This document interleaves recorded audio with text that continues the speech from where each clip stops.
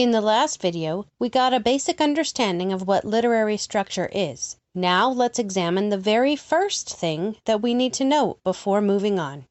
Just like everything else, literary structures are built using pieces, and these pieces have a name.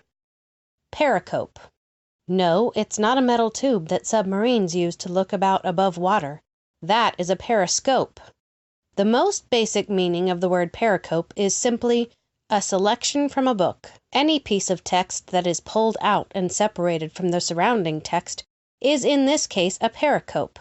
For the purpose of this project, each piece of text that forms a building block of a larger pattern is called a pericope. This means that a pericope will in some cases be a few words, and in other cases can span entire chapters of text.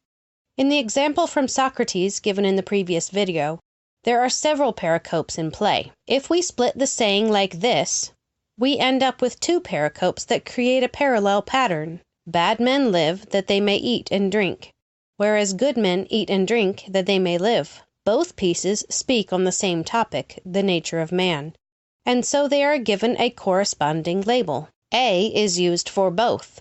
The first pericope is A, and the follow-up match is then labeled with A prime.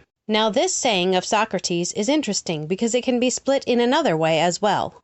Bad men live that they may eat and drink, whereas good men eat and drink that they may live. Notice in this second way of organizing this statement, we end up with 4 pericopes rather than just 2. These pericopes are chosen based on a recurring theme that occurs in each statement. In A and A prime, we see the word live. In B and B prime, we see the words eat and drink. As we proceed, we will discover that a pericope can contain any number of other pericopes within it and still be a single pericope, depending on how it is used in relationship to another pericope. So with this information, follow me into the next video, and we will look at the patterns that can be built out of these pericopes.